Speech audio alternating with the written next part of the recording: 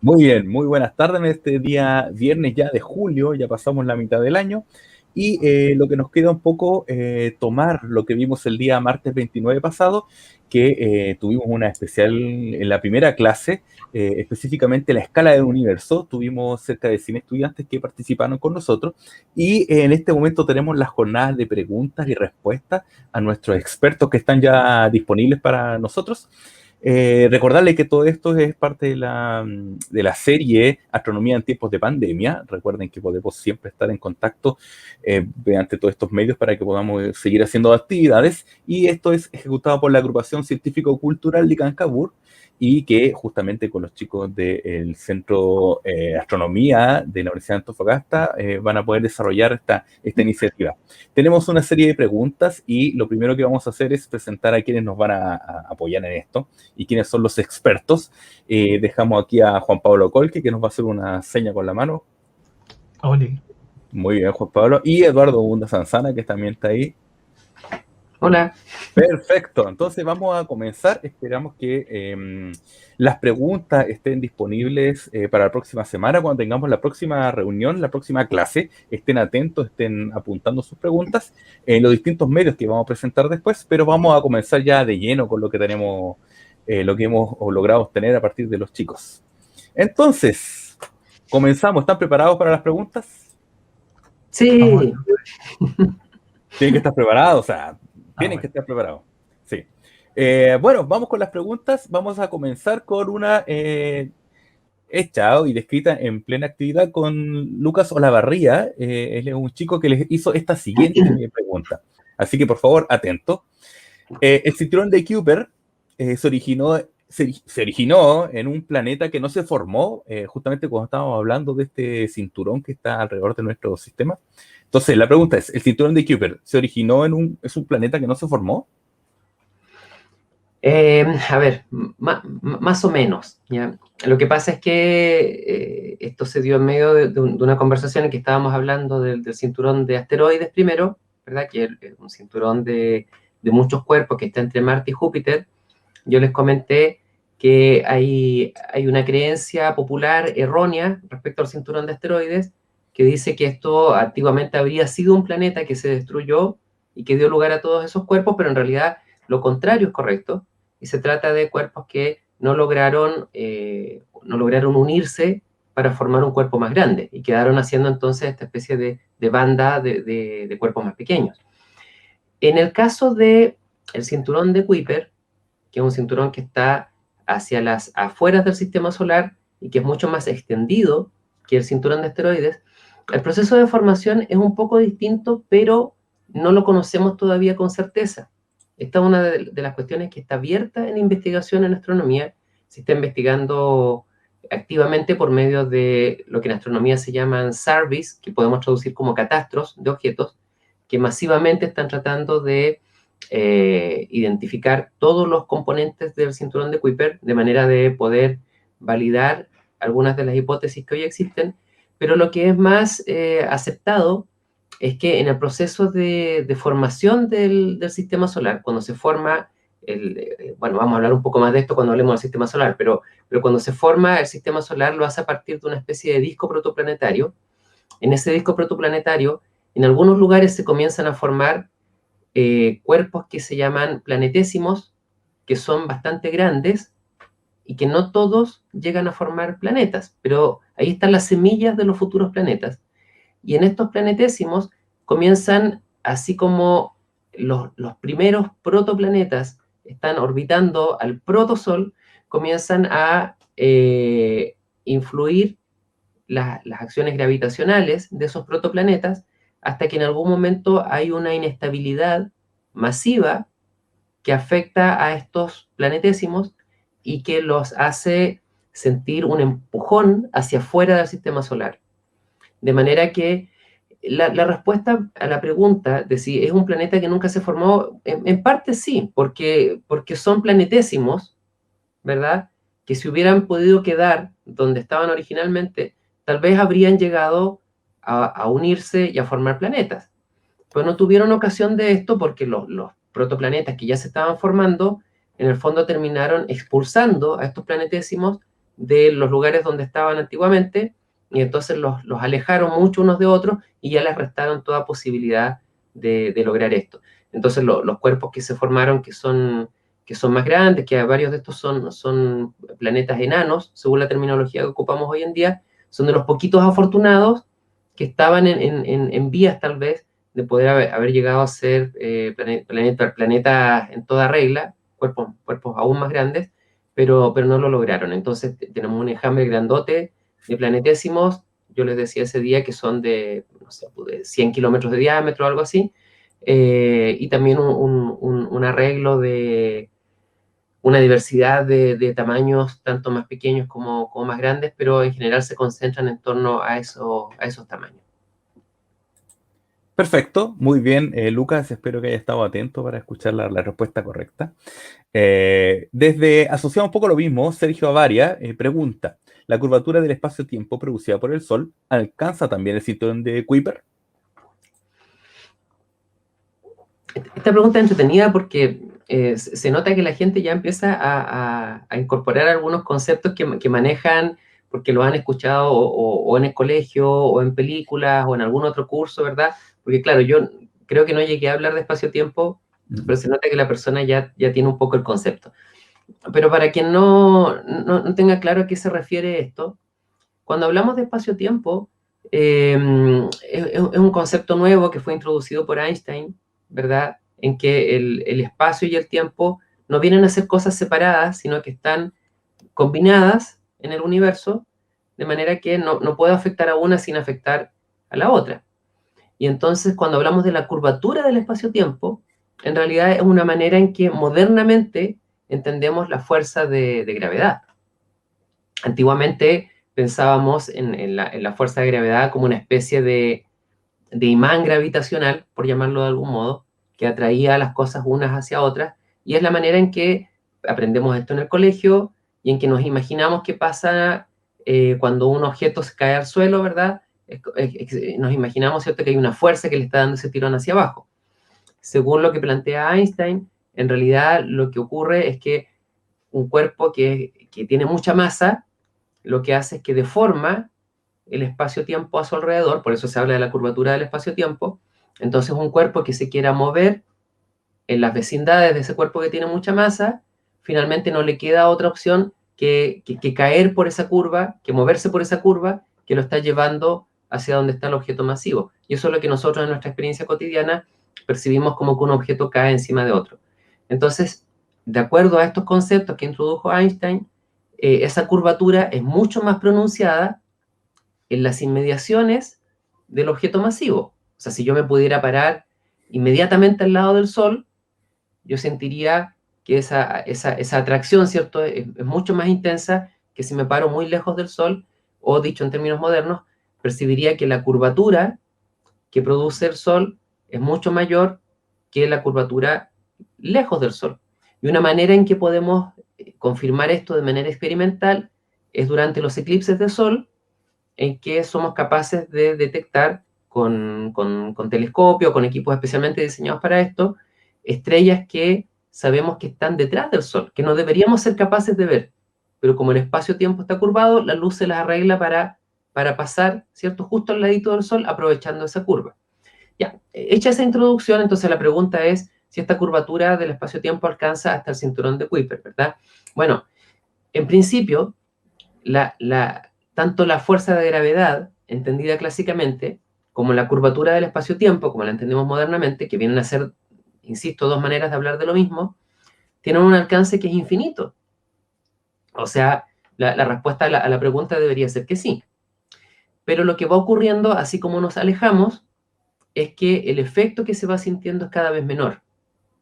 De ahí que muy rápidamente empieza a ser más dominante para calcular algunos fenómenos las fuerzas de otros cuerpos que estén más cercanos que la fuerza del Sol, a pesar de que está todo orbitando al Sol en el sistema solar, ¿cierto? Para algunos cálculos, por ejemplo, no sé, las mareas en la Tierra, nos termina a menudo importando tanto la Luna como el Sol, o a veces solamente la Luna para hacer algunos cálculos, a pesar de que la Luna es mucho más chiquitita, y el tema es que está más cerca. Entonces, acá podría interpretar la pregunta también como eh, si sigue siendo una fuerza dominante a la distancia del cinturón de Kuiper. Y la verdad es que sí, todavía sigue siendo una fuerza dominante, más o menos hasta 2 años luz de distancia del Sol. Después de 2 años luz de distancia del Sol, se empieza a sentir más o menos igual o mayor la fuerza que empiezan a ejercer otras estrellas. Entonces, ese es el radio de influencia que nos podemos imaginar que tiene esta curvatura del espacio-tiempo producida por el Sol.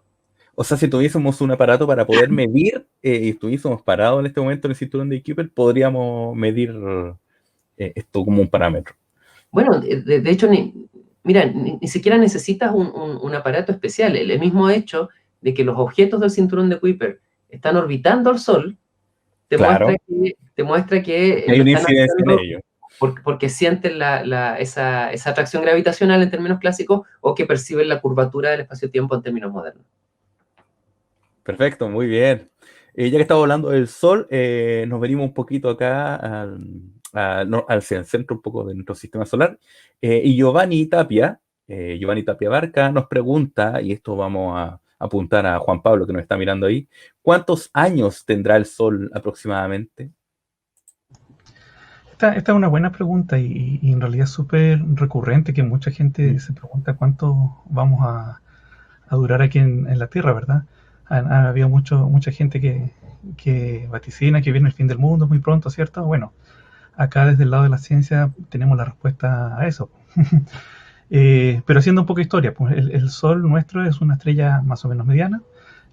Actualmente tiene 5.000 millones de años, un poquito menos, 4.26, si mal no recuerdo, 4.6 millones de años.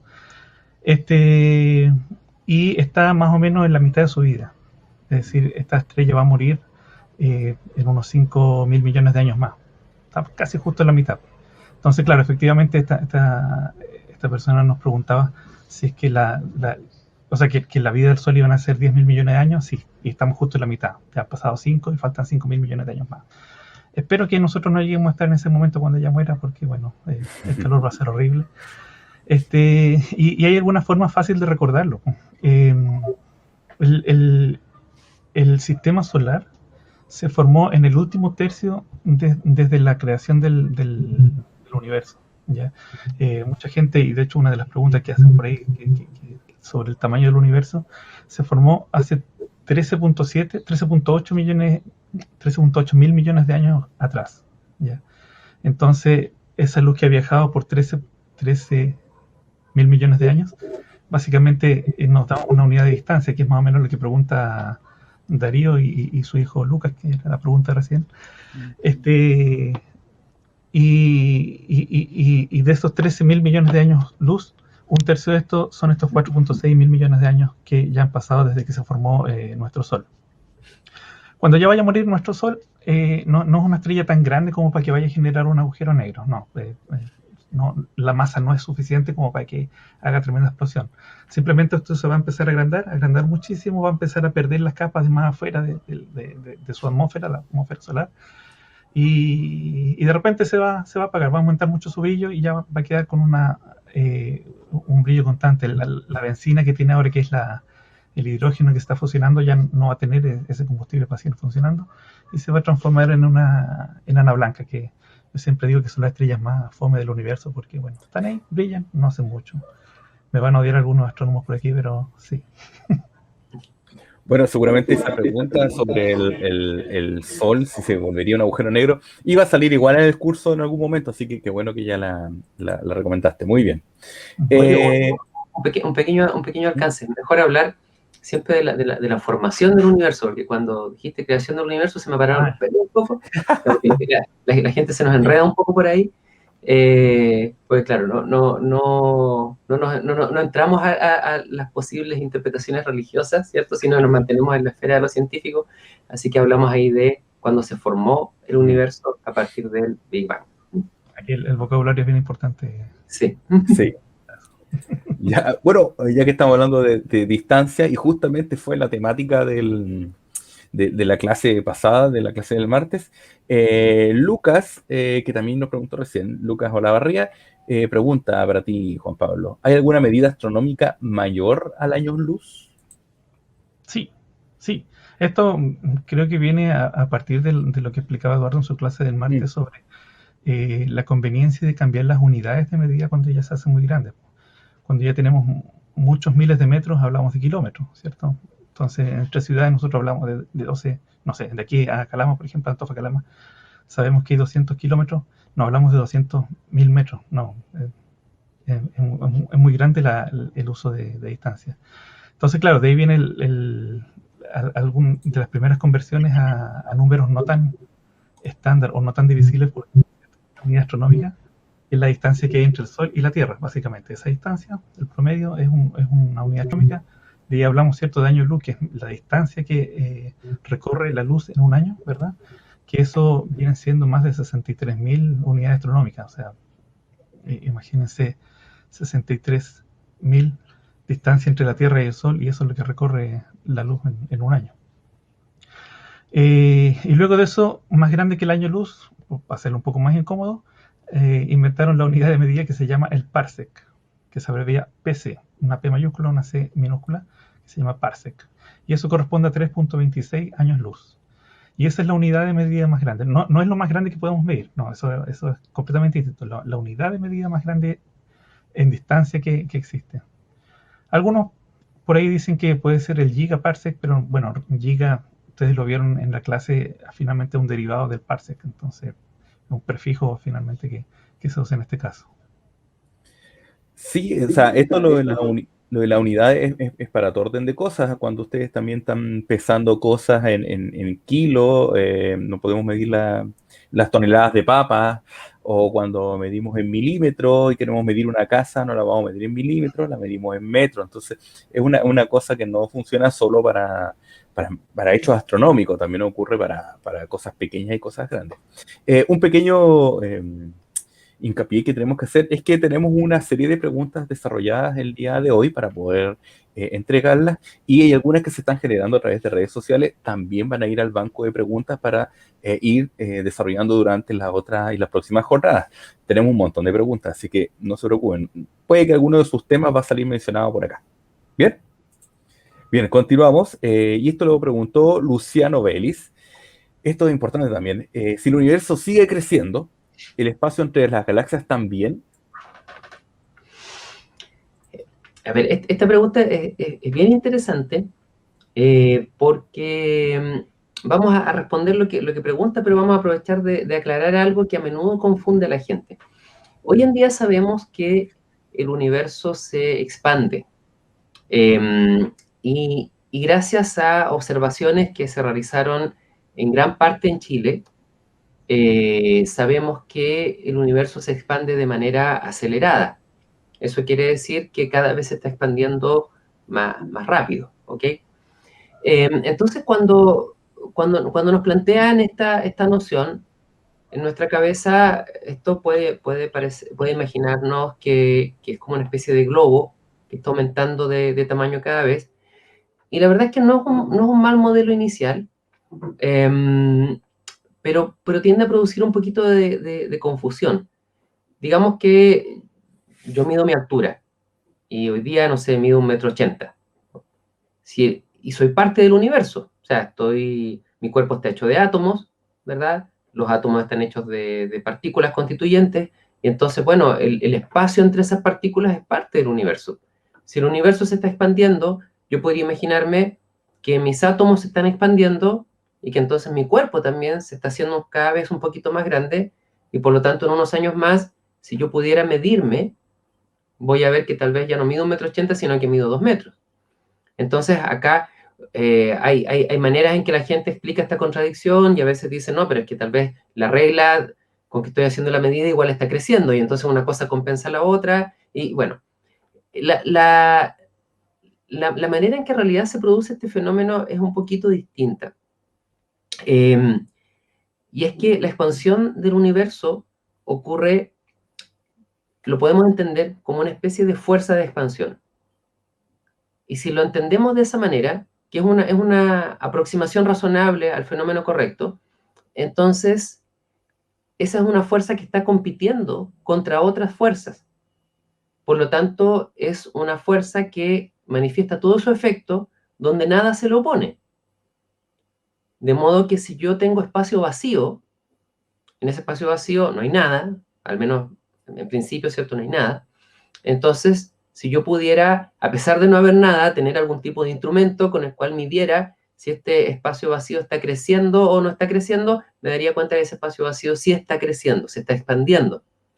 Pero cuando ahora yo tengo algo, y ese algo puede ser cualquier cosa, puede ser una manzana, puede ser una persona, puede ser un planeta, puede ser el sistema solar, puede ser una galaxia, cualquier cosa.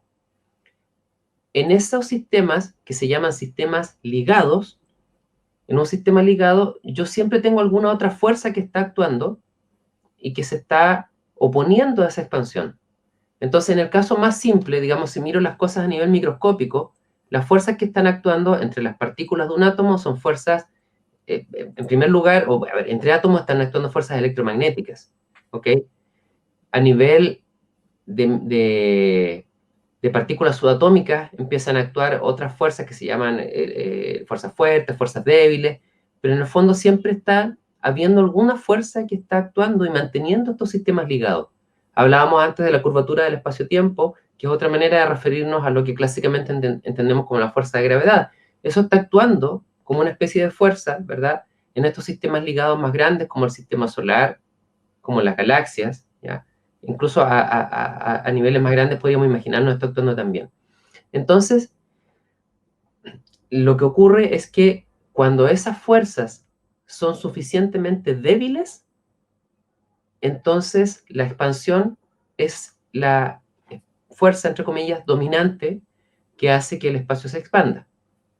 Si yo no tengo esa fuerza actuando con suficiente intensidad, entonces voy a ver esa expansión. Pero si tengo esa fuerza actuando con suficiente intensidad, y eso ocurre en prácticamente todos los casos, entonces no veo esa expansión.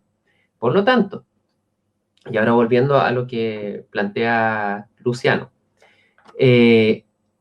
cuando hablamos de si se expande, si crece el espacio entre las galaxias, sí, porque ya fuera de las galaxias empezamos a encontrar esos espacios donde no hay fuerzas que estén actuando con suficiente intensidad como para oponerse a la expansión del universo. Pero todo lo que está al interior de las galaxias, o sea, la galaxia misma, los sistemas solares, los planetas, las personas, los objetos, ¿cierto? Todo está sujeto a alguna otra fuerza que hace que nada de eso cambie de tamaño. Así que ojo con ese concepto, cuando lo manejamos bien, tenemos que entender que efectivamente es algo que vamos a notar solamente en escalas astronómicas, para galaxias o estructuras similares que van a estar separadas entre sí por espacio vacío, y entonces vamos a poder notar esa expansión al observar cómo la luz de esos objetos se está alejando de nosotros, y ese alejamiento es algo que podemos detectar en las observaciones profesionales en astronomía. Y justamente al poder observar el universo con los instrumentos como tal, esto ya se considera, o sea, se va corrigiendo en alguna medida o es tan lento que no alcanza a ser eh, observable. A ver, es un fenómeno que es lento, efectivamente, pero nuestros instrumentos son tan precisos a estas alturas que somos capaces de darnos cuenta de eso, y nos damos cuenta de que es de que así como los objetos están más lejos de nosotros, se están moviendo a mayores velocidades, alejándose de nosotros, ¿ok? Y eso lo alcanzamos a captar, y es lo que nos permite generar este modelo de expansión, digamos, homogénea, que en todos lados está todo alejándose unas cosas de otras. Ahora, ya que dije esto, voy a aprovechar de aclararlo al tiro, pues te dije, pues parece que está todo alejándose de nosotros. Eso erróneamente podríamos entenderlo como, estamos al centro del universo. Pero la verdad, esa es una ilusión, que si volvemos al modelo este del globo inflándose, y que lo reemplazamos mejor por el modelo de un queque con pasas que se esté inflando, cada una de las pasas va a ver cómo las otras pasas se alejan de ella. Y es exactamente lo que nos pasa a nosotros en esta especie de queque gigante con pasas que se está inflando, que es el universo. ¿Okay? ¿Podemos usar un queque con chocolate mejor? O de naranja. Mira, yo dejé de hablar de queques con chocolate porque en la práctica a veces los chips se derriten, ¿ya? Y empiezan como a mezclarse con el resto de la masa y complican el ejemplo. En cambio, la pasa queda ahí. Sí, la naranja tampoco. La naranja puede ser una solución a esto. ¿Puedo hacer Continuamos con. Por favor, dale. un comentario, por favor? En realidad depende del tipo de ciencia que se hace o del tipo de astrónomo que tengamos investigando. La verdad es que la distancia que hay de aquí hacia ese objeto en realidad es irrelevante en muchos casos. En muchos casos a mí me interesa saber la posición exacta en el cielo del cuerpo, si que se está moviendo hacia el lado, hacia arriba, que también es un movimiento súper lento, pero en realidad qué tan lejos está desde aquí hasta allá, en muchos casos es irrelevante, la verdad. Más para cosmología, pero que son los que estudian galaxias y cuerpos muy al borde del universo, ¿verdad? Pero todas esas estrellas que nosotros logramos ver de noche, en realidad, si están más cerca, más lejos, es una distancia súper ínfima a lo que nos interesa estudiar. Bien, perfecto. ¿Tú tienes una saltarina detrás tuyo o es una pelota de yoga aquí? No, Una enana blanca. O un modelo del universo. Sí, es para explicar, es un sol en realidad. Un sol. Entonces cuando hacemos modelos de la Tierra, decimos la Tierra es de Perfecto, sí, Siempre está bien. Nos pregunta también Kevin Olivares. Esta es importante, más de alguno ahí va a estar preocupado por esto. ¿Cuándo hay prueba? Si quiere le hacemos prueba. Nos envía su correo, yo le hago una prueba, le ponemos nota. Kevin quiere ser evaluado, parece. Sí. No, bueno, la verdad es que las clases que se hacen, que dicta Eduardo todos los martes, son todas gratuitas, son libres, están puestas en Facebook. No sé si por la eternidad, pero por mucho tiempo más. Así que bueno, si alguien no alcanzó a captar lo que se dijo en algún momento, bueno, está la grabación, va para atrás y puede recordar lo que se estuvo diciendo hoy porque es un montón de información. Entonces, incluso yo me pierdo en algunos casos, pero bueno, están grabadas ahí. Aparte de esto, nosotros tuvimos una inscripción abierta hasta el 29 de junio, recién pasado, que la gente se podía inscribir y nosotros a esas personas que se inscribieron les enviamos un formulario con un cuestionario, básicamente. Perfecto. Asociado a esto mismo, nos pregunta Ana, si es que existirá algún certificado. Precisamente las personas quienes se inscribieron y que respondieron a este cuestionario y ya vi las preguntas que Lucas y Darío ya lo respondieron y les fue súper bien. Al final del taller reciben un certificado de participación. Perfecto. O sea, ya están inscritos y se le va a ir entregando información. Recuerden visitar las redes sociales, recuerden visitar, bueno, Twitter y Facebook, donde se menciona un poquito más rápido la información para que tengan todos los datos posibles. Y asociado a lo que estuvimos hablando y a la razón de la primera clase sobre justamente los tamaños, sobre las dimensiones del universo, Estefanía Alexi Phillips nos pregunta, ¿qué es lo más grande que se ha podido capturar como imagen en el universo? Esta pregunta no me la sabía y tuve que ponerme a averiguar. Y la verdad es bien interesante. Hay estructuras que compiten por ser las más grandes y su determinación de si en realidad son estructuras en general es bastante incierta, pero de las que se tiene más certeza son de algunas como secuencias de cuasares que están muy cerca unos de otros. Algunos de estas secuencias de cuasares han sido descubiertas y llevan el nombre de astrónomos chilenos. Hay una secuencia, ¿cómo era que se llamaba? Algo de Campuzano, Klaus Campuzano, por ejemplo, que es del año 91, por ahí fue descubierta esta, pero no es la única. De hecho, actualmente una de las más grandes es una que se llama la LQG, que es más rápida, una secuencia creo que es como de 70 o algo así, cuasares distintos. Y si vamos a tamaños, a hablar un poco más concretamente de qué tamaño tienen esas estructuras, estamos hablando que si tomamos como una especie de unidad de medida nuestra galaxia, la Vía Láctea, que tiene entre 100.000 y 200.000 años luz, más cerca de 100.000 años luz de diámetro, bueno, es alrededor de 400.000 veces el diámetro de la galaxia. O sea, una cuestión extraordinariamente gigante, ¿ya? Donde está esa estructura de cuasares. Ahora bien, dicho eso, yo creo que esta pregunta viene de que cuando tuvimos la clase del día martes, yo les mostré algunas simulaciones, ¿verdad? Donde se mostraban estructuras simuladas a gran escala en el universo. Y la pregunta creo que apunta a si de esas estructuras hemos podido observar algo. Y hay que tener en cuenta algo muy importante, y quizá yo no lo dejé tan claro ese día, y es que esas simulaciones consideran tanto partículas de materia visible, la que cotidianamente nos hemos acostumbrado a decir que está allá afuera, como lo que en astronomía llamamos la materia oscura. También consideran la materia oscura que no somos capaces de observar. Entonces la simulación es un poco más impactante visualmente porque pone como algo visible, que tiene una representación computacional, ¿cierto? Tanto la materia que podemos ver como aquella que aún no hemos podido ver, pero que sabemos que está ahí por sus efectos gravitacionales. De modo que con los telescopios no aspiramos finalmente a tener una imagen idéntica a lo que está en la simulación, porque esa simulación está incorporando materia que los telescopios son incapaces hoy de captar. Sin embargo, en lo que es materia visible, hemos podido detectar que esa materia visible sí se agrupa a la forma de grandes filamentos, ya donde se van estacionando las galaxias y que van siguiendo estructuras que son muy similares a lo que presentan esas simulaciones. Así que tenemos confianza de que son simulaciones que van por el buen camino.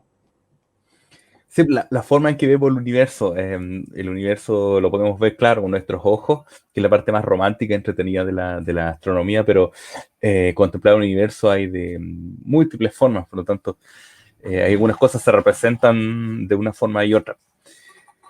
Para ir cerrando, una pregunta que más de alguno se va a hacer ya cuando estamos viendo y terminando la semana. La próxima clase, el próximo martes, tenemos nuevamente clase, el martes 6 de julio, ¿cierto? Sí, Martes 6 de julio. así es. El día martes 6 de julio a las 4 de la tarde, por el Facebook del Centro de Astronomía de la Universidad de Antofagasta, continuamos con las clases y van a seguir las clases semanalmente, todos los martes a esa misma hora, por el mismo canal, hasta completar 8. Esta va a ser la segunda de 8 clases, y vamos a tener también en cada una de las semanas esta sesión un poco más corta de conversación los días viernes, para ir aclarando algunas dudas que vayan quedando, que la gente no nos vaya haciendo al final de la clase, que nos mande por algún otro canal, para poder tener tiempo de preparar la respuesta y darles una respuesta como se merece. El tema de la clase del martes va a ser orientación celeste. Va a ser todo un desafío, porque ese es el tipo de clase que es mucho mejor hacer al aire libre, con un láser, mostrándole a la gente qué es lo que hay que observar. Bueno, van a ver cómo vamos a tener que hacer las cosas acá por estos medios virtuales, pero creo que tenemos algunas herramientas que nos van a ayudar a que resulte. Así que cruzamos los dedos y esperemos que salga bien. Bien, entonces ya tiré la información el día martes a las 16 horas, a las 4, y los días viernes en la jornada de preguntas, un poquito más coloquial, hablando un poco de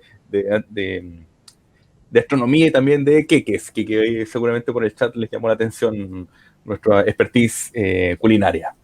Así es que dejamos esta sesión hasta acá. Esperamos que hayamos respondido algunas de las preguntas y algunas que se han generado.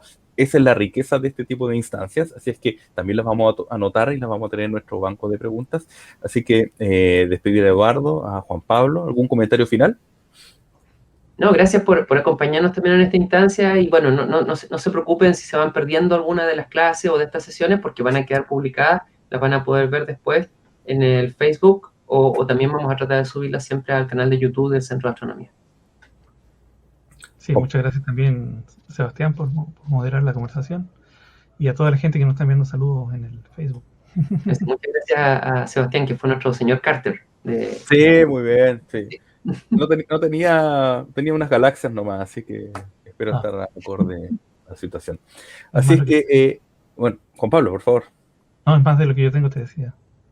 Ah, sí, tú también ahí tienes de Star Wars, como puedo ver ahí. Los Pero, parsecs para para los admiradores de Star Wars, los parsecs es un dato, una palabra muy importante. que se usa mal en la película, como para hacer el pequeño paréntesis. Porque... Yo tengo mi planeta Tierra acá, ya que estamos diciendo cosas. Bien. Bien, entonces nos encontramos el próximo martes a las 16 horas y el próximo viernes para la jornada de preguntas. Esperamos que hayan satisfacido su necesidad de búsqueda astronómica con los chicos acá presentes. Y nos vemos entonces el próximo martes y preparen sus preguntas porque ya saben lo que viene. Así es que hasta luego. Okay. Chao, chao.